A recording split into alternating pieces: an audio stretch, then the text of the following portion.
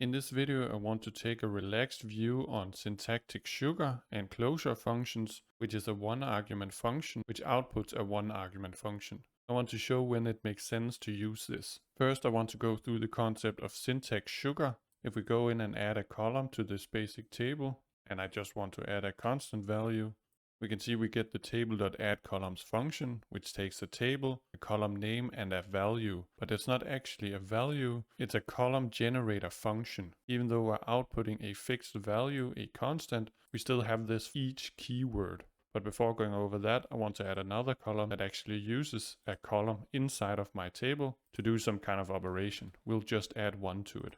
Again, we see the each keyword, and this time we see age, which is in square brackets, and that denotes our column age.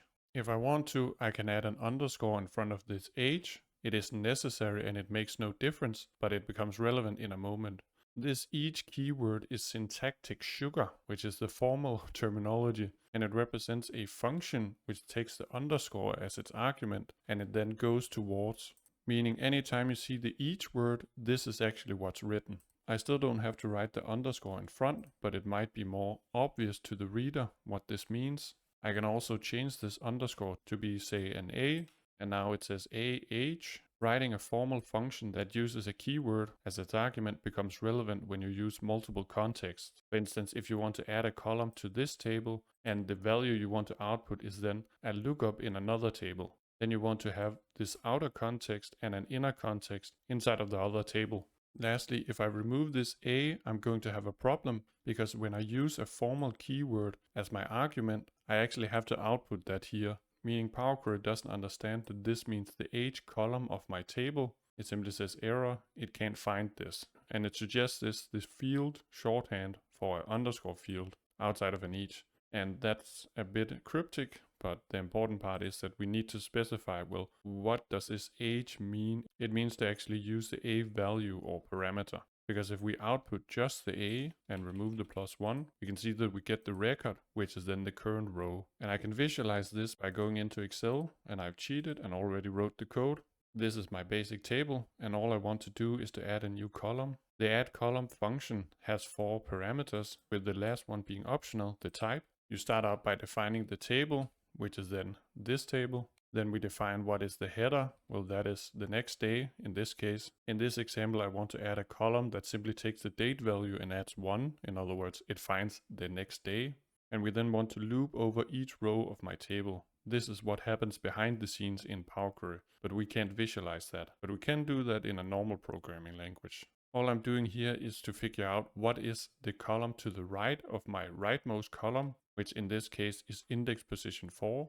I want to input my header inside the first row, the header row, in column D in this case, and then I'm changing the column width just to be easier to read. Now I have already added my new column to my table, and I then have to loop through each row using my column generator function, which is pretty basic here. Then I want to calculate that value for each row and output it for each row, which means I then loop through my table one row at a time and add this new value. And all of this happens behind the scenes in Power Query. And we can't visualize the process or watch it happen one row at a time. Going back to Power Query, we can now go into the advanced section. All I've done is to add an index starting from 0. Once more, I want to add a column using a one argument function, being again, I want to go into the age and add 1. And then I want to show, well, where does this each actually come from? Because if we go into the documentation for the addColumns function, we can see that the values for the column are computed using the specified selection function column generator with each row as an input. So our underscore refers to the current row, meaning we have a one argument function. And normally you'll just use the each because it's convenient. And like I mentioned, you'll only need to change this each if you want to do multiple contexts, like doing a lookup into another table. For instance, I could do a lookup with the value of the age column in another table to figure out what year was this person born. Then I would need to move the context from this value into the other table, because I would then use this value to filter another table. I now want to do exactly that. I now want to display a 2-argument function, which isn't really a 2-argument function, but we'll ignore that. I want to take the age value, and then I want to use the index column to do a lookup into my list and add that value. So I simply want to start out by getting the syntax, because that makes it a bit more convenient. And I also want to make this function explicit because it makes it easier to read. So we want to iterate over our table, adding one row at a time. Now we're inside of the context of the current row, which means the underscore, well, cur row refers to the current record. I can then define a function here, and actually I want to do that outside because I'm only going to define the function once. And my inner function is simply going to be a lookup, which will take two arguments, my current value and the list I want to do a lookup into, and that should then go towards. I want to go into the records field, which in this case I'm going to hardcode. My record is then cur, because that is the context of the function, and the field is then going to be hardcoded to age. And I use record.field because it lets me reference a column with text and not the square brackets. The square bracket syntax won't work when you're making a function. I want to grab that value, and then I want to do the list lookup, which is to go into my list and then simply doing a lookup using also the record field function to grab the value in the index column. And actually I'm in the wrong table, so I'm going to copy that, and this is where I want to add it. I wanted to go into my list and grab the record.field, which should be the current, the record, and I want to grab the value from the index column to do my lookup. And I want to use this function in the table.addColumns. Now we can use this two argument function, which takes the current row as one of its arguments and then the list, which is then hard-coded. So I don't have to make this a variable. I could just hard-code that this list is actually this list and not make it a variable. And I'm actually going to change the name here to L just because I don't want to have the variable called myList and my query called myList. Function I want to use in AddColumns is then the inner function, which takes my current row and then the myList variable. And then because I copied that from the intro query, I need to change the table reference here to be added custom. And I should write that in English, not in Danish. Now we're using a lookup. We take the value from the age column and we use the value from the index column to do a lookup. The 0th position is 1, so we have 1000 plus 1, which is then 1001. That's everything we expect. If we instead choose to define the function inside of the context of AddColumns after we write this function, we can then reference the context of current row because that context already exists. So if I copy this, then I remove the inner function from outside the scope of the AddColumns function, and then I define it inside the scope of my column generator function. That means I can remove this current, make this a one argument function that uses the L, because I now have access to the current row parameter, and I can replace cur with cur row, and then I want to replace that, and now we get the exact same output. You can choose to define the function here inside the context of the current row, but it doesn't really make sense because you're defining this function for each row, which means you create the function, then delete it, and you do that for a million rows, and that's pointless. So you should define the function outside the scope. Lastly, I want to cover the concept of closures, and I'm going to duplicate this table instead and just delete these steps.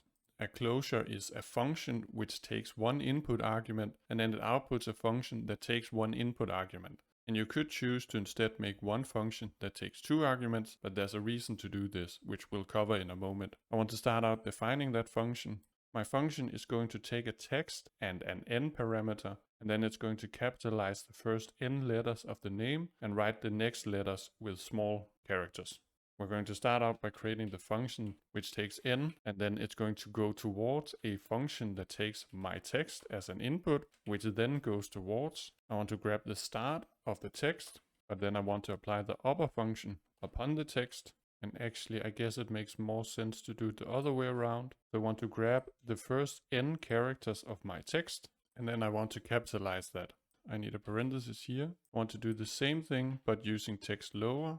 And then I want to use text.middle because this will go into the text after the nth position and then grab everything to the right of it. If you don't input the count, it will simply grab everything to the right. But if you input a count, then it will only grab X amount of characters. And then if I did my parentheses correct, everything is fine. So we can call this func cap first n. And if we then call this function, we first have to provide the n parameter. Because we see here that we first have to input n and then my text. So we first provide the n, which is then 3, and then we're prompted to input the text. So you can write freeren, which we then see capitalizes the first 3 letters, and then the next are in small characters. And that's what we expect. We can then apply this function, and I want to first go to the change type step, and then we can add a column. I just want to output a constant because then we can change this, because then we get this syntax. As previously explained, I don't want to define a function inside the context of AddColumns because I have to do that for each row. I want to define the function outside the scope of AddColumns because then I only define it once. We can call it capFirst3 because I want to input an n of 3, and we set this function to equal funcCapFirstN parentheses 3, and then we want to use that function in the AddColumn step. Instead of writing each one, I can then say I want to use capFirstN applied upon the name column, which should then be in square brackets, and then I need a parentheses at the end. And now we get what we expect.